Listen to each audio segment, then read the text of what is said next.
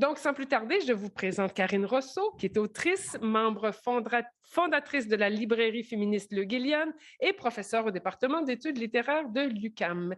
Co-directrice de plusieurs ouvrages collectifs, elle a publié un roman intitulé Mon ennemi Nelly et une correspondance d'essai avec Nicolas Dawson ayant pour titre Nous sommes un continent, correspondance mestiza.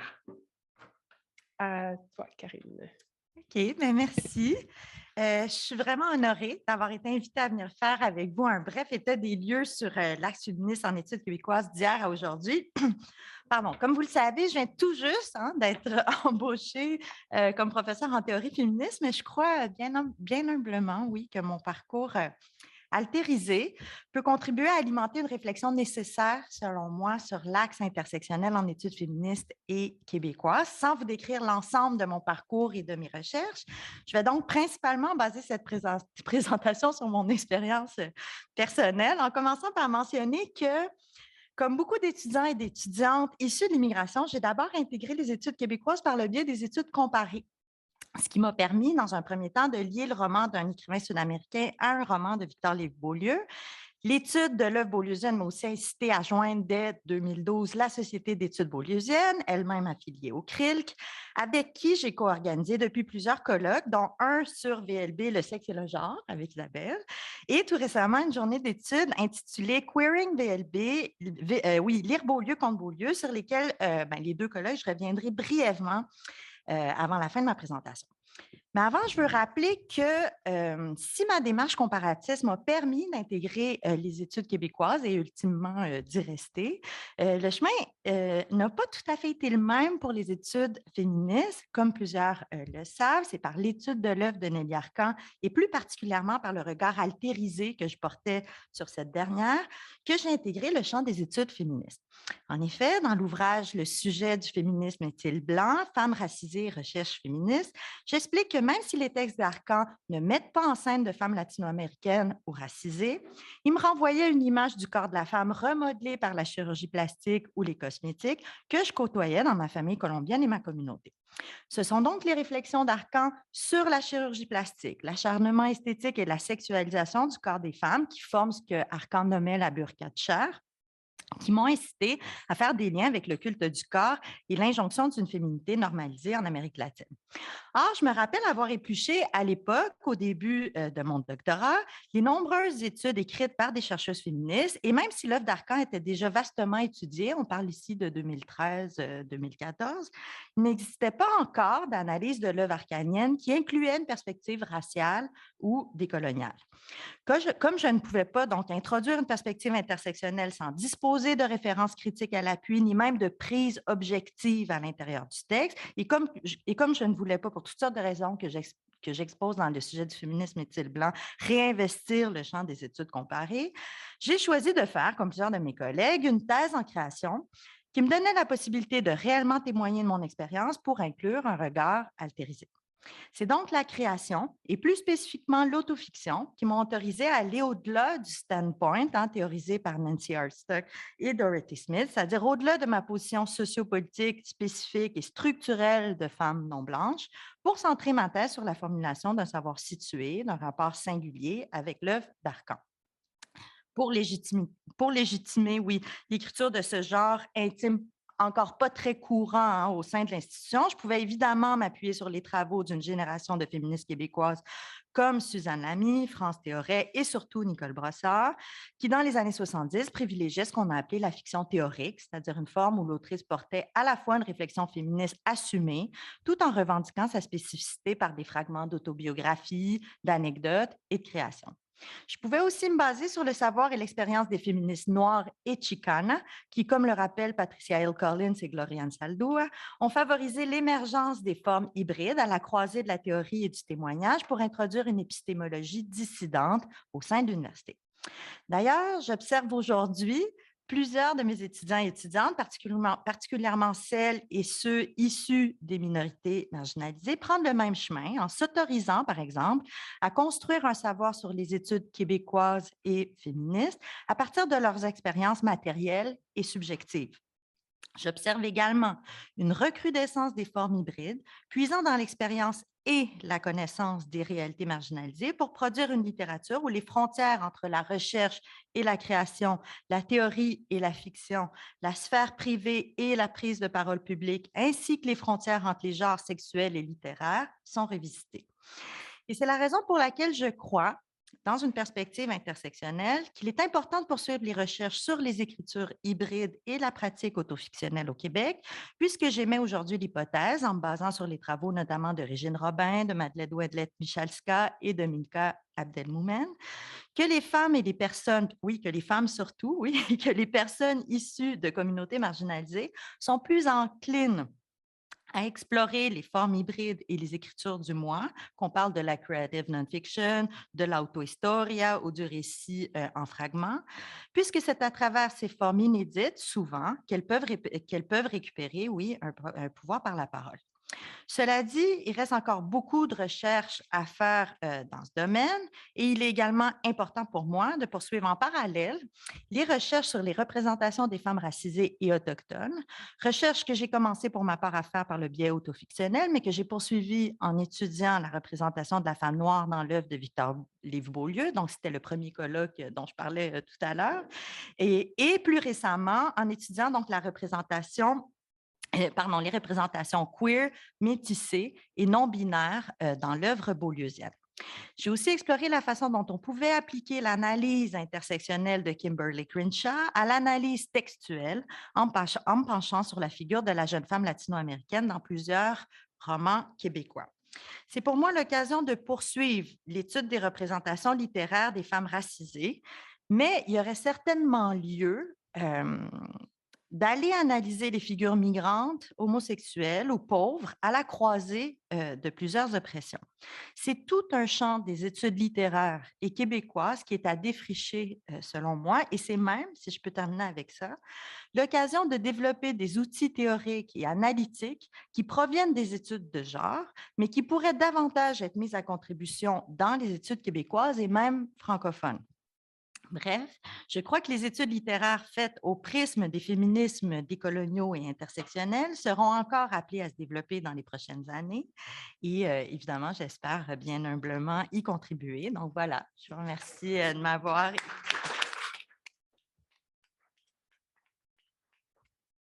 Très bien, merci Karine.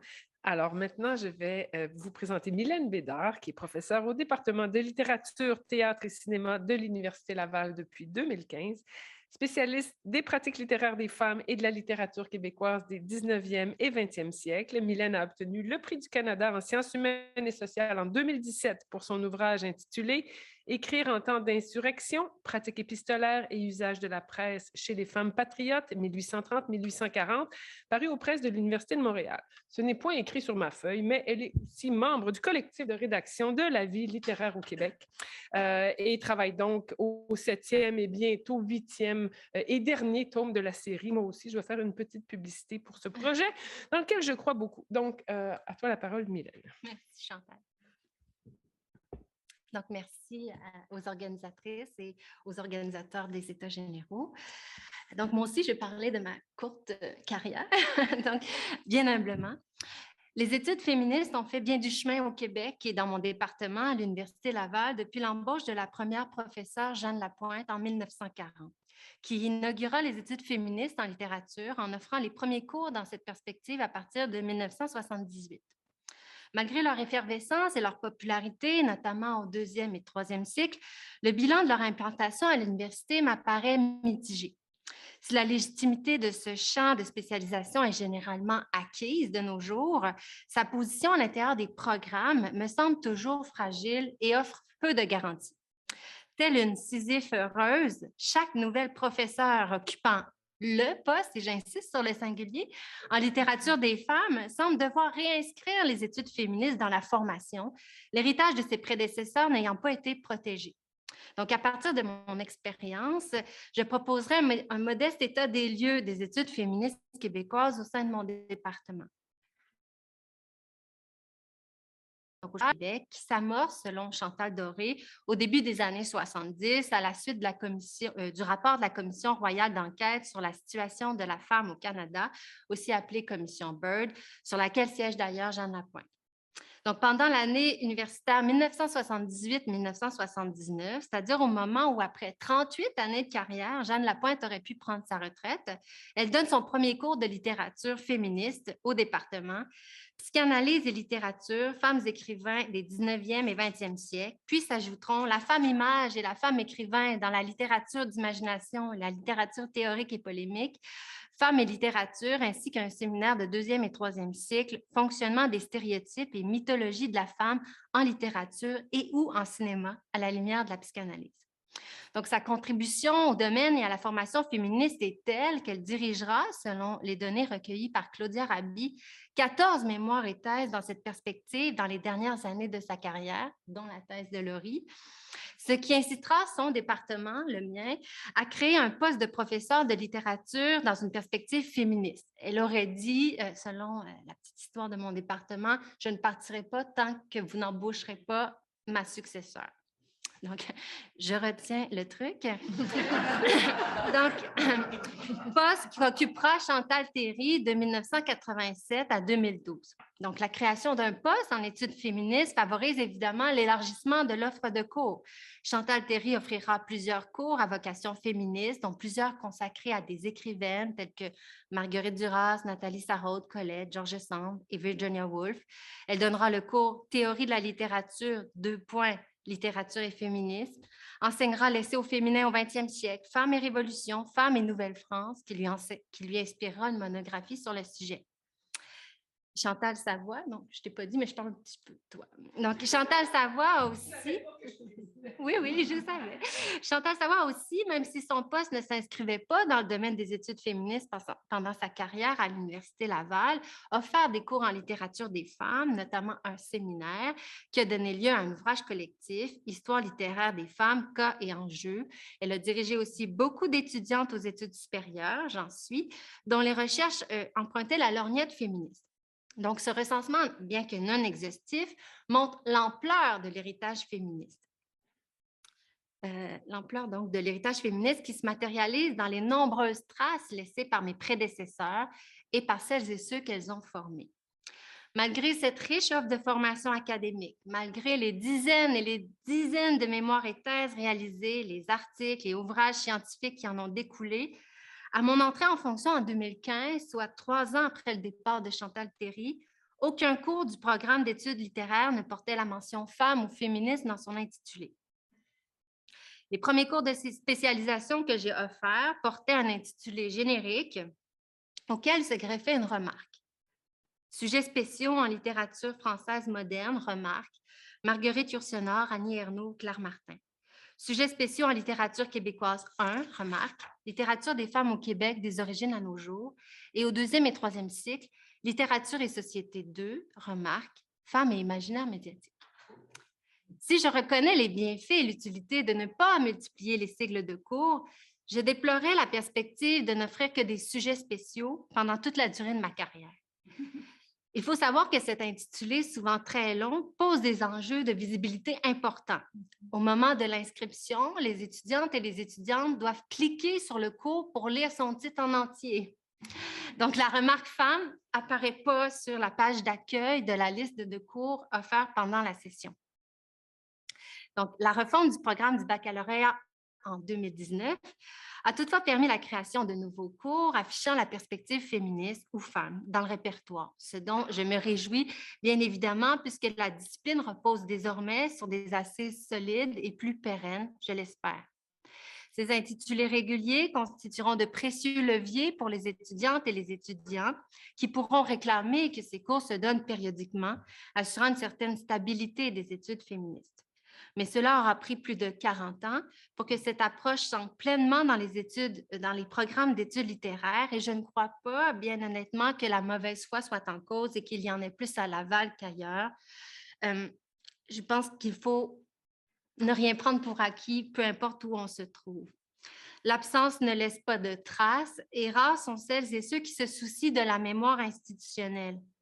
J'ajouterai que l'histoire des études féministes à l'université est encore récente et que malgré ses débuts en 1978, je suis seulement la deuxième à occuper le poste spécifiquement dédié au programme. J'ai fait le saut quand j'ai écrit cette phrase-là. C'est pourquoi, donc, il ne faut pas rien prendre pour acquis. Donc, ce bilan de la situation des études féministes au sein de mon département m'amène à réfléchir à la responsabilité du CRILC dans la préservation de ce champ d'études au Québec et tout particulièrement dans les universités partenaires. Évidemment, le CRILC ne peut pas s'immiscer dans les programmes d'études, mais il peut veiller au maintien des études féministes par plusieurs moyens. D'abord, il peut consolider son positionnement de regroupement stratégique dans le domaine des études féministes au Québec, notamment par l'intégration de cette approche dans 16 axes. J'insiste sur le pluriel ici. De cette manière, le CRILC en fera un domaine incontournable des études littéraires et culturelles québécoises. Cette consolidation assurait une visibilité pérenne aux études féministes québécoises et permettrait au CRILC, par son expertise et la proximité qu'il entretient avec le milieu de la recherche, de porter à l'attention des universités partenaires l'importance de ce domaine dans les recherches passées et actuelles. Le CRILC pourrait publier chaque session la liste des cours offerts en littérature québécoise, dont les cours privilégiant une approche féministe dans les universités partenaires, afin de rappeler la nécessité de ces enseignements aux 3 cycles. Ce travail de veille et de promotion constituerait un outil pour relever les phénomènes de décroissance et y remédier. Cette visibilité n'est pas qu'affaire d'apparat ou de publicité, mais concerne la formation de la relève. Heureusement, on a vu tout à l'heure que la relève est très solide et enthousiaste. Mon témoignage montre surtout qu'on ne peut compter que sur le dynamisme des professeurs-chercheuses pour assurer la préservation du domaine.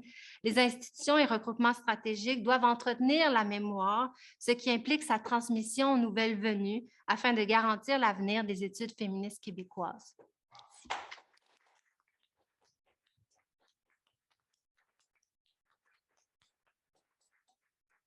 Merci, Mylène, de ce parcours.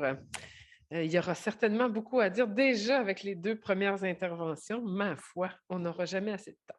Enfin, je vous présente maintenant Isabelle Boisclair, qui est professeure d'études littéraires et culturelles à l'Université de Sherbrooke. C'est la 2e fois que je la présente cette semaine. Elle a dirigé ou co-dirigé la publication de ça dit plusieurs, d'énormément de collectifs, dont le plus récent est Québec Queer, le queer dans les productions littéraires, artistiques et médiatiques québécoises.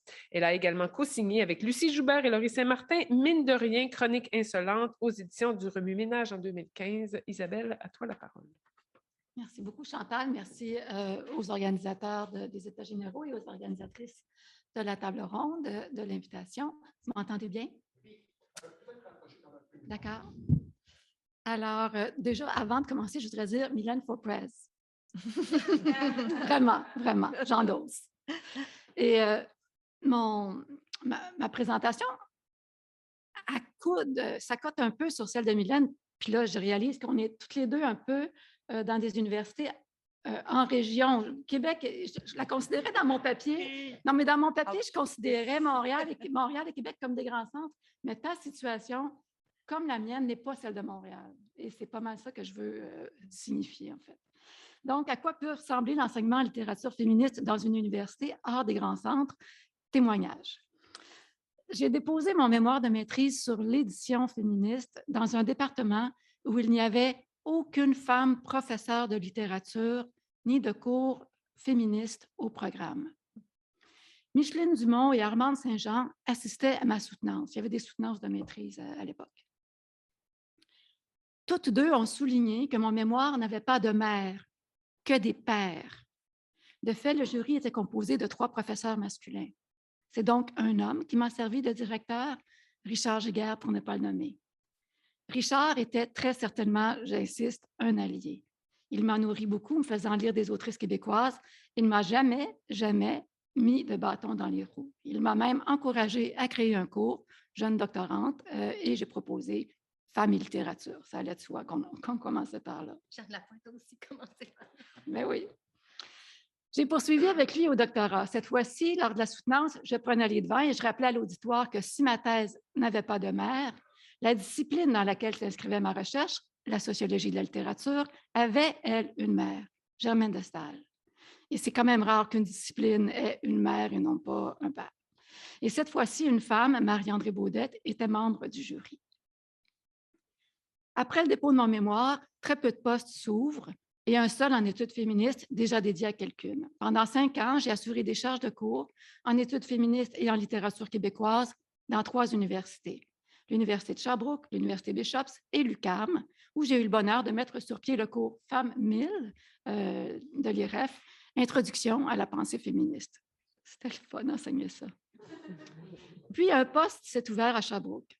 À la faveur de l'ouverture du centre Anne Hébert, donc Anne Hébert venait de léguer ses archives à l'Université de Sherbrooke, et on a créé le centre, l'Université a créé le centre Anne Hébert. Donc, à la faveur de l'ouverture du centre, il a été fléché, ce poste-là, écriture des femmes. J'ai donc obtenu un poste dans le même département où j'ai été formée par des hommes, alors que je ne l'avais, pour ainsi dire, jamais envisagé et que j'étais prête à m'exiler jusque dans des lointaines contrées. Une première femme est entrée en poste à la fin de mon... une première femme, j'étais toujours au doctorat, une première femme dans la section littérature au département est entrée en poste 1 an avant la fin de mon parcours doctoral. Aujourd'hui, la section littéraire du département compte plus de femmes que d'hommes. Il y a quand même quelque chose. Ça ne veut pas dire que ce n'est pas de l'enseignement féministe nécessairement, mais c'est quand même la place des femmes s'est accrue. Et depuis mon arrivée, les cours femmes du programme de littérature se sont multipliés. Écriture du corps, femmes du monde et littérature, ils sont offerts, je le souligne, en grande majorité, sinon en totalité, par mes doctorantes, dont Karine, Catherine Dussault-Frenette, Guillaume Girard, Charlotte Comtois, j'en oublie peut-être, je m'en excuse. J'ajoute aussi que, étant la seule qui dispensait des cours féministes, je ne pouvais pas non plus donner femmes et littérature à toutes les sessions ou à toutes les années. Et par expérience, j'ai constaté que quand on donne un cours avec le mot femme ou féministe dedans, il y avait à peu près 10 de gars qui s'inscrivaient. Aussi bien dans mon cours Introduction à la pensée féministe, s'il y avait 50 étudiants, il y avait 5 gars, 4 ou 5. Même chose en littérature. Donc, à un moment donné, j'ai décidé. Non, ça a été une stratégie quand même assez intéressante. J'ai cultivé d'autres passions et en fait, ça c'est parallèle, mais j'ai commencé à penser des cours qui intégreraient une perspective féministe, mais qui ne s'appelleraient vraiment pas comme ça. J'ai donné un cours qui s'appelait Les identités culturelles, ce qui me permettait par ailleurs de parler d'homosexualité, de lesbianisme, de femmes racisées à l'époque. On se disait encore amérindienne quand j'ai commencé à enseigner à Nantan-Capèche. Donc, et les gars venaient dans ces cours-là, évidemment. Et les gars découvraient des femmes. Je me souviens que dans un cours Femmes et littérature, il y a un étudiant qui m'avait dit, qui était très ému, il avait fait son exposé sur Medjugorje. Il avait dit à toutes les étudiantes qui étaient en fin de bac, il disait, c'est le plus beau, c'est la plus grande poète que j'ai connue de mon bac. Dans le cours Identité culturelle, où je faisais lire justement Anne Nantan-Capèche ou d'autres femmes, des lesbiennes aussi, et dans mon cours Cultural Studies, je faisais lire Fun Home aussi. Donc, les gars lisent des écrits lesbiens. Actuellement, je donne un cours roman graphique, je me paye la traite, j'ai du fun, c'est le fun. Et je fais encore là la même stratégie. Je donne un peu de théorie d'histoire qui est assez propre à l'objet, mais les œuvres que je fais lire, elles sont engagées, situées, marquées par des positions marginalisées le plus souvent. Et donc, encore récemment, j'ai eu un témoignage d'étudiants qui venaient de lire « Le bleu est une couleur chaude » de Jules Marot et qui me disait qu'il avait été super ému, qu'il n'en revenait pas, qu'il avait été bouleversé. Fait que ça donne... c'est des choses que je vais chercher ne pas mettre femme. Au début, je pensais que je trahissais le féminisme, mais en même temps, ça me permet peut-être, au contraire, d'aller chercher... de sensibiliser en fait d'autres personnes qui ne le seraient pas nécessairement et de mettre surtout des étudiants en contact avec des œuvres qu'ils ne rencontreraient peut-être pas dans leur parcours. Ceci pour l'enseignement. En recherche, je me sentais bien isolée au départ, donc dans mon département. Mais peu de temps après mon embauche, 2 collègues en histoire me contactent et nous avons formé une équipe de recherche sur les représentations et les discours de la masculinité. Et ça a duré pendant 6 ans. C'était intéressant. C'est quelques années plus tard seulement que plusieurs profs s'intéressant aux cultural studies dans mon département, et donc pas seulement des profs de littérature cette fois-ci, mais d'autres provenant de la section littérature canadienne comparée, ainsi que traduction. Donc, plusieurs professeurs, nous fondions un groupe de recherche où la perspective féministe a bien sa place. Mais même isolés dans notre université, nous ne sommes jamais vraiment seuls. Je pense qu'on le sait, ça. On collabore avec des collègues d'ailleurs. Un des premiers colloques que j'ai organisé a été avec Chantal Savoie, je pense que c'est en 2004, Femmes et enjeux littéraires. Chantal qui était alors à l'Université Laval. J'ai mené 2 ou 3 projets de recherche, probablement 3 avec Laurie Saint-Martin, et avec Nicole Côté est venue se joindre à nous dans le dernier projet. Donc, on collabore, les collaborations sont transversales. Le réseau est nécessairement transversal. Ce n'est pas aussi riche que dans une université où on peut être 2, 3 ou 4 profs féministes peut-être, mais quand même, il y a des collaborations qui nous font respirer, certainement. En quelque part, surtout durant les premières années, de savoir que Chantal, Laurie, Martine, Catherine étaient là, quelque part, à faire peu ou prou la même chose que moi, c'est-à-dire enseigner l'écriture des femmes, faisait en sorte que je me sentais moins seule. En fait, je me savais non seule. Puis, d'autres femmes, oui, d'autres sont venues enrichir les rangs. Anne-Martine, qui n'est pas avec nous aujourd'hui, Mylène, Karine, mais je pense aussi à Marie-André Bergeron à Calgary. Prend forme ainsi une espèce de Girls Club informel, sans grand pouvoir, je vous rassure, qui se retrouve ici dans un colloque, là au RECEF, là au CIRF. Et j'explique pas, c'est pour les initiés. Si vous connaissez le CIRF, vous n'êtes pas pire. Cette trajectoire, pour rappeler que l'implantation des études féministes ne s'est pas faite partout au cours des années 80-90, après les premiers cours expérimentaux, quasi à Concordia ou à l'Université Laval, comme Mylène l'a fait mention tantôt. En d'autres lieux, en l'occurrence dans les universités plus petites, c'est beaucoup plus tard. Ce n'est pas que le féminisme ne s'y rend pas, c'est bien que le nombre... Tu sais, je ne veux pas dire qu'en région, on est arriéré. De ça va faire, là, ce discours-là. C'est donc pas que le féminisme ne s'y rend pas, c'est bien que le nombre n'est pas suffisant pour développer de tels programmes. Nombre d'étudiantes, mais surtout aussi de profs. Parce que pour gagner un certificat, on ne peut pas être la seule à se battre et à insister et à le penser, mon Dieu. Puis à le donner, exactement, c'est ça, ça prend des ressources. Donc, quand tu arrives dans une université, ça ne règle pas tout, tu restes seul quand même plusieurs années. Donc, c'est beaucoup d'énergie pour une seule personne, mettre sur pied des programmes, créer de nouveaux cours, ça je viens de le dire, former les étudiants au cycle supérieur, tout ça.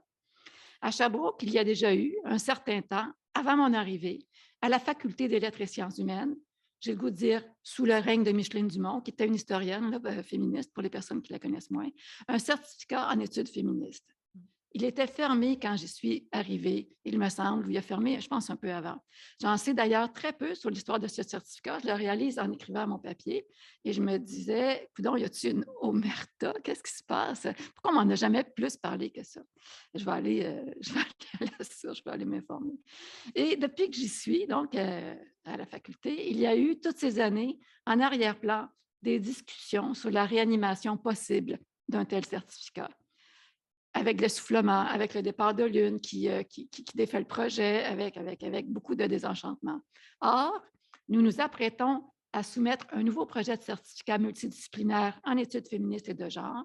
Ce n'est pas son nom officiel encore, mais nous nous apprêtons à déposer ceci dans les prochains jours pour qu'il soit effectif à la rentrée scolaire de 2022. Pourquoi ça a fonctionné cette année, cette fois-ci plutôt, je ne sais pas. Mais on n'est pas si nombreuses. Il est multidisciplinaire, je l'ai dit. Les 2 disciplines les plus fortes chez nous, c'est histoire et littérature, en termes de nombre de cours et de recherches supervisées. C'est sûr que c'est une université ou une faculté où il n'y a pas de sociologie. Sociologie, c'est un peu la discipline maîtresse du féminisme. Mais donc, histoire et littérature, il y a quand même pas mal de cours, des chargés de cours, des profs. Mais de se rendre compte en montant le certificat, en préparant le certificat, qu'il n'y avait rien en com. Il n'y avait aucun cours en études féministes en com. Il y en a déjà eu un quand Armande Saint-Jean était au département. Il n'y avait aucun cours en travail social, puis en psychologie non plus, qui sont très professionnalisants. Voilà, mais ça a été difficile de penser un certificat multidisciplinaire. Donc, c'est une bonne nouvelle, mais ce n'est pas fait. On croise les doigts, on va avoir la réponse dans quelques mois. D'autant qu'il me semble que ce n'est que du rattrapage. c'était pour hier. Aujourd'hui, je me dis qu'on est dû pour des certificats en études littéraires féministes. Ce serait un maudit beau projet, avouez.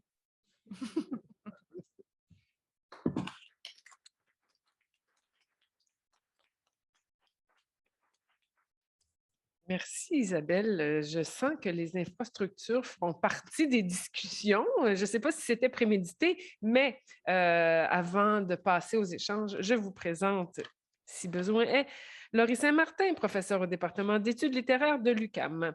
En plus d'une dizaine de livres personnels ou collectifs sur l'écriture des femmes au Québec, elle a signé 3 recueils de nouvelles, un roman et un récit autobiographique, Pour qui je me prends.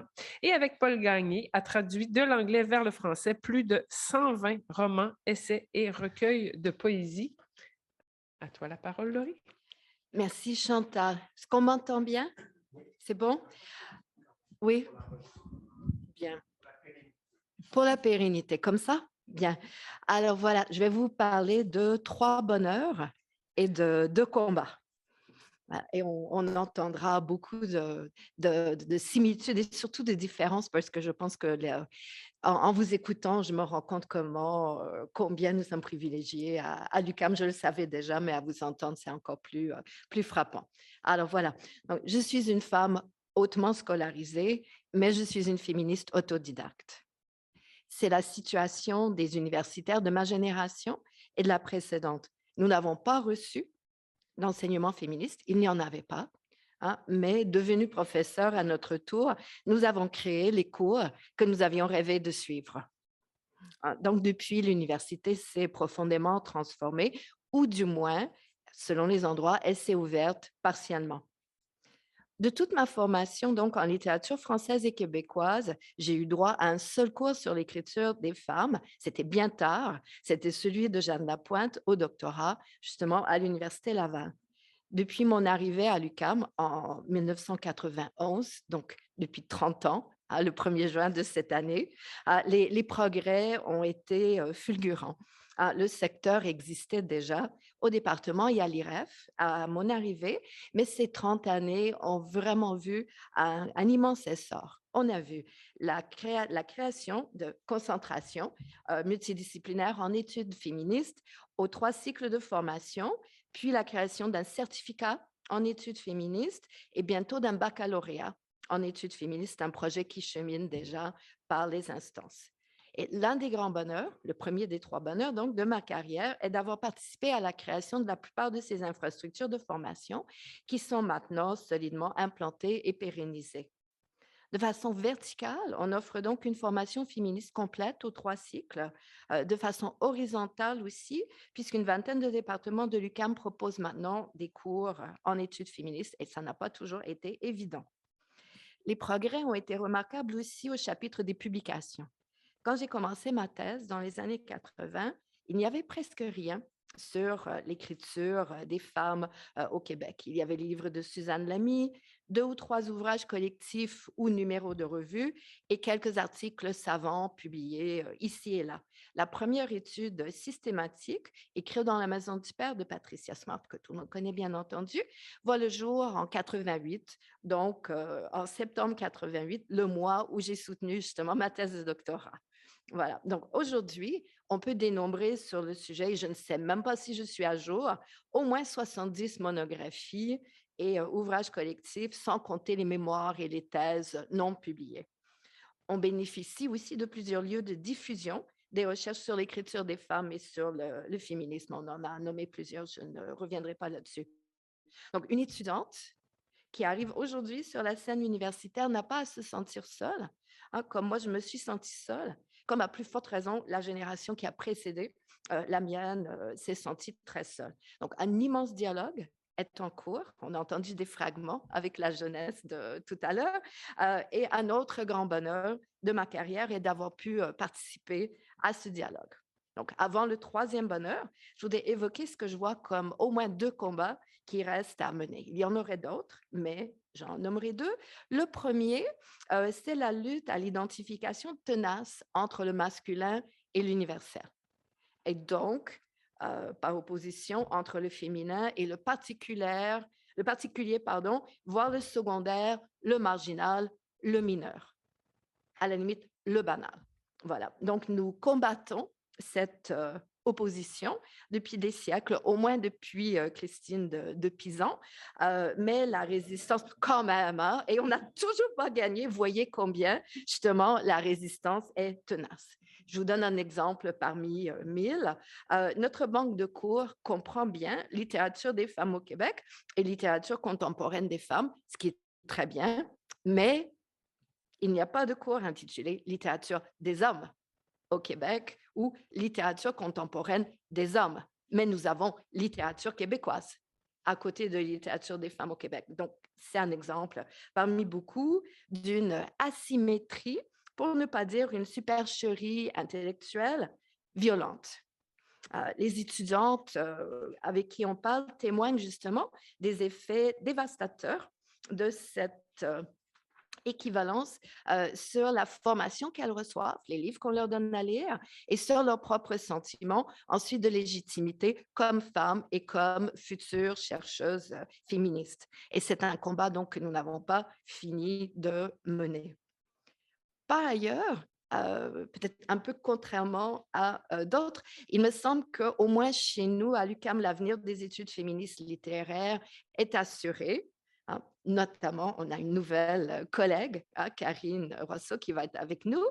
Il y a une chose toutefois qui me trouble chez les jeunes féministes, malgré la grande admiration que j'ai pour elles, c'est que parfois, et ce n'est pas le cas de celle que nous avons entendue ce matin, mais parfois, elles manquent vraiment de connaissances ou d'une perspective historique. Hein. Loin de moi, je pense que vous l'avez compris, de dire que tout était mieux dans mon jeune temps. On l'entend parfois, mais dans mon domaine, en tout cas, tout était pire dans mon jeune temps par rapport aux études féministes et de loin. Donc, ce n'est pas du tout de nostalgie que je parle. Et je pense au contraire que nos étudiantes en études féministes sont plus affirmées, plus visionnaires, plus conscientisées et de toute évidence, beaucoup mieux formées que nous l'avons été, ou du moins que moi, je l'étais. Elles ont soif de diversité, elles ont soif du moment présent. Il faut dire que le moment présent en études féministes est très prenant et il palpite énormément. Donc, c'est normal chez les jeunes de toute manière et elles se lisent beaucoup entre elles. Seulement, on le sait, l'histoire du féminisme est déjà longue et alors que beaucoup d'idées qui nous intéressent aujourd'hui ont déjà été abordées avant nous, il y a souvent bien longtemps. Je vois fréquemment passer des bibliographies, par exemple, de mémoire, dont tous les ouvrages datent des 5 ou 6 dernières années. Alors, je me dis, il y a quelque chose qui ne va pas bien. J'ai lu, par exemple, que c'est Val Plumwood qui a dit la première, en 1993, que la femme était l'autre. Bon, Simone de Beauvoir, évidemment, n'existe plus. Ou que c'est Mona Chollet qui a révélé pour la première fois le potentiel féministe et subversif de la sorcière. Bon, c'est vrai que son livre est très bon, mais elle n'est pas la première. Voilà, alors dans les cours départementaux et dans ceux de l'IREF, il faudrait, à mon sens, vraiment favoriser cette conscience plus longue, promouvoir une version du féminisme, une vision du féminisme qui ne laisse pas entendre que tout ce qui a été écrit avant 2010 ou 2015 est suspect, hein, ou dépassé, ou les deux choses en même temps. Donc, pour terminer, le troisième bonheur. Donc, dans mon cheminement féministe, je m'étais sentie très seule et je l'étais. J'étais seule jusqu'au jour où j'ai rencontré Jeanne Lapointe, hein, et j'ai entendu de sa bouche que la recherche dont je rêvais très confusément, sans savoir comment je pouvais la mener, était possible. Et la différence, je dirais, entre 0 femme féministe et une femme féministe devant vous, c'est toute la différence du monde. Ça permet un début, ça permet déjà l'émergence d'un héritage. Et je pense que beaucoup d'entre nous ici avons été, ou dans le cas des plus jeunes, vous serez cette femme. Voilà. Donc, ça m'émeut beaucoup, ça, oui. Pardon. Voilà. Donc, mais j'ai pas fini, pardon. Alors, je pleure, je me fais pleurer, mais c'est pas tout à fait la fin. Il reste un petit bout encore. Voilà. Alors, le secteur des études féministes au département n'a jamais fléchi. Les progrès ont été réguliers et constants. Mais au cours des dernières années, je pense depuis le printemps érable, où beaucoup d'étudiantes dans les assemblées étudiantes se sont fait traiter comme si leur parole n'était pas importante. Depuis le mouvement MeToo qu'on a mentionné plusieurs fois, on vit vraiment une vague de fond sans précédent. Jamais je n'ai dirigé autant de mémoires et de thèses, jamais les étudiantes n'ont été à la fois aussi radicales, aussi en colère et aussi joyeuses. en même temps. J'adore cette combinaison chez elles. Elles sont intersectionnelles, elles sont écoféministes, elles prisent l'inclusion et les savoirs traditionnellement marginalisés. Les réalités des personnes racisées et trans les interpellent, y compris quand elles-mêmes ne les vivent pas. Elles pensent aux privilèges, elles pensent à la classe sociale, elles ont soif de voix d'ailleurs et de voix d'ici. Et rien de cette sensibilité chez elles me semble relever d'un effet de mode. C'est plutôt une prise de conscience et un regard, il me semble, qui est transformé à jamais. Donc, voilà la partie où je vais vraiment pleurer. Je les aime, les étudiantes, je les admire beaucoup. J'ai passé beaucoup d'années parmi elles. Elles vont loin. Elles vont beaucoup plus loin que nous, elles iront encore beaucoup plus loin. L'un des grands bonheurs de ma vie aurait été de les accompagner. Et l'un des grands bonheurs de ma vie aurait été d'être accompagnée par elles. Voilà, merci.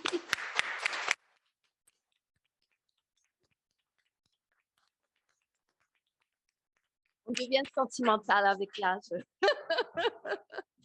Me voici ébranlée. Tu me fais pleurer, Laurie, parce que je vous écoutais et je pensais à ça, parce que, bon, les différentes interventions, je ne vais pas m'approprier longtemps la parole, mais puisque j'ai accepté de présider, j'ai quand même le droit de dire un petit mot.